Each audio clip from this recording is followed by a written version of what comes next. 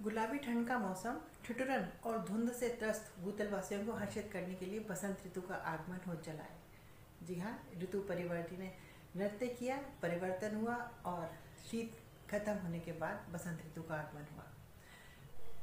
एक बार फिर ममता कपूर का प्रणाम, स्वागत है आप सभी का मेरे इस YouTube चैनल पर, जिसमें आज हम बात करेंगे ऋतुराज बसंत के बारे में। बसंत ऋतु क्या है, बसंत ऋतु कब मनाया जाता है, बसंत ऋतु क्यों मनाया जाता है, इन सब के बारे में आज हम बात करेंगे। जैसे हम सभी इंग्लिश के महीनों को जानते हैं, जनवरी, फरवरी, मार्च, ऐसे हिंदी के जो महीने होते हैं उसमें जो माघ महीना होता है उसकी पंचमी से बसंत पंचमी का त्यौहार शुरू माना जाता है। इसको सरस्वती पंचमी, श्री पंचमी और बसंत पंचमी, कुछ भी कह के हम इसको संबोधित कर सकते हैं। श्री पंचमी इसलिए क्योंकि आज के दिन इसका जो धार्मिक इससे जो जुड़ाव है, कथा है, आज के दिन माँ सरस्वती जो है वो अवतरित हुई थी, इस दुनिया में अवतरित हुई थी। और या यूँ कह लीजिए पावन देवी माँ सरस्वती का आगमन बसंत पंचमी के दिन ही हुआ था। कहते हैं कि जब ब्रह्मा जी ने सारी सृष्टि की रचना करी, तब जब उन्होंने कुछ समय बाद सृष्टि की ओर देखा तो सृष्टि बहुत ही नीरस थी, डल थी, शांत थी, कहीं कोई आवाज़ नहीं थी। उनको वो देख के बहुत अफसोस हुआ, तो उन्होंने विष्णु भगवान जी से प्रार्थना करी कि ये धरती मुझे ऐसा क्यों प्रतीत होती है कि जैसे इसमें कुछ जान ही नहीं है। तो विष्णु भगवान ने अपने कमंडल से कुछ जल के छींटे पृथ्वी पर डाले, जिससे पूरी पृथ्वी जो थी वो डोल उठी और उसी वाइब्रेशंस के साथ और उसी कंपन के साथ ही माँ पावन जो देवी हमारी हैं सरस्वती, जो कि एक हाथ में वीणा को धारण किए हुए और एक हाथ में वेद और एक हाथ से वर देती हुई अवतरित हुई। तो इसी दिन माना जाता है कि कामदेव और रति, उनका भी धरती पर आना होता है। और कामदेव और रति के आने से प्रेम का संचार होता है। वातावरण में एक अजीब सा सुरूर, एक अजीब सी मादकता को हम महसूस कर सकते हैं। चारों तरफ रंग बिरंगी छटा देखते ही बनती है। सर्दी की ठिठुरन और धुंध की ऋतु अब खत्म हो चली है। ऋतुराज बसंत का आगमन हो चुका है। सभी दिशाएं महक उठती हैं, मनोहर छटा बिखर जाती है।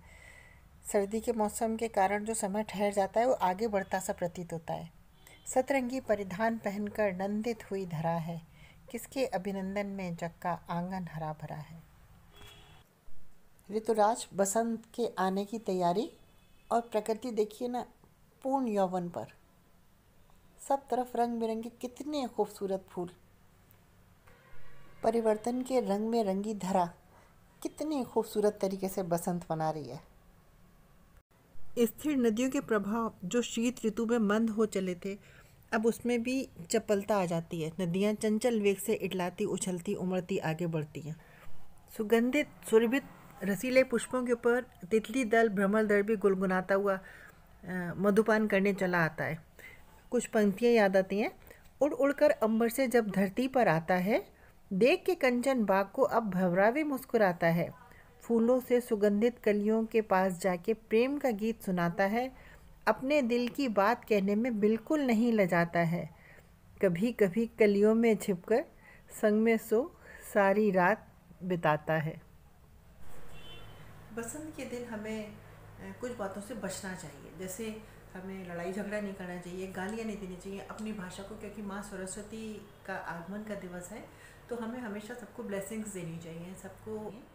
और हमें पेड़ पौधों को नहीं काटना चाहिए। चारों तरफ हरियाली, बहुत सुंदर वातावरण होता है, हमें पेड़ पौधों को नहीं काटना चाहिए। और हाँ, कहा जाता है कि बसंत के दिन पीले वस्त्र पहनने चाहिए। पीले वस्त्र पहनने का मुख्य कारण ये है कि प्रकृति के साथ हमें एक हो जाना होता है, प्रकृति के रंग में रंग जाना होता है। जहाँ देखिए सरसों के खेत पीले फूल लहरा रहे होते हैं और सूरज की किरणों से तो पूरा वातावरण ही चमकीला और पीला हो जाता है। और इस दिन पीला रंग पहनना बहुत शुभ माना जाता है। लोग पीली मिठाइयाँ एक दूसरे को देते हैं, जैसे मैंने आपको बताया था। और एक अध्यात्म के दृष्टिकोण से भी अगर हम देखें तो आध्यात्मिक रूप दृष्टिकोण से भी पीले रंग को प्राथमिकता दी जाती है। तो इसलिए इस दिन पीला रंग जो है वो एक चेतना की वापसी का संकेत करता है कि हम जो है वो प्रकृति के साथ हैं, प्रकृति के लिए हैं और प्रकृति का ही हिस्सा है।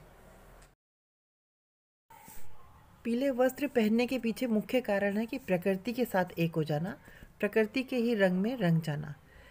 ये देखिए, सरसों के खेत पीले फूलों से भर जाते हैं। सूरज की पीली चमकीली किरणें क्षितिज तक पीला हो जाता है। लगता है धरती ने पीली चुनरिया ओढ़ ली है। पीले फूल, पीली कपोलें, सब पीला पीला और पीला ही दिखाई देता है। हर्ष और उल्लास से भरा ये ऋतुराज बसंत, इसका उत्सव हमारे देश में कई स्थानों पर अलग अलग तरह से होता है। स्कूल कॉलेज में स्टूडेंट्स कई तरह के कल्चरल प्रोग्राम्स और गेम्स में अच्छे से पार्ट लेते हैं और इसको सेलिब्रेट करते हैं। पंजाब में लोग भांगड़ा पाते हैं, ढोल मजीरे और पतंग के साथ इसको सेलिब्रेट किया जाता है। बहुत तरह की पतंगें बनती हैं, कलरफुल, और उड़ाई जाती हैं।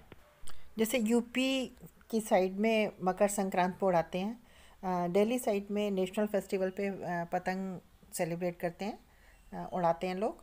उसी तरह पंजाब में इसका ग्रेट सेलिब्रेशन होता है, क्योंकि पंजाब में श्री संत राम सिंह कोका जी, जो कि स्पिरिचुअल सदगुरु बारह थे, उनका जन्म बसंत के दिन हुआ था।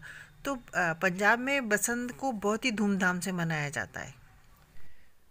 पृथ्वीराज चौहान जी की वीर गाथाएँ, हिंदी कवि सूर्यकांत त्रिपाठी जी निराला जी और मियाँ नज़ीर को उनके जन्मदिन के उपलक्ष्य में आज के दिन याद किया जाता है।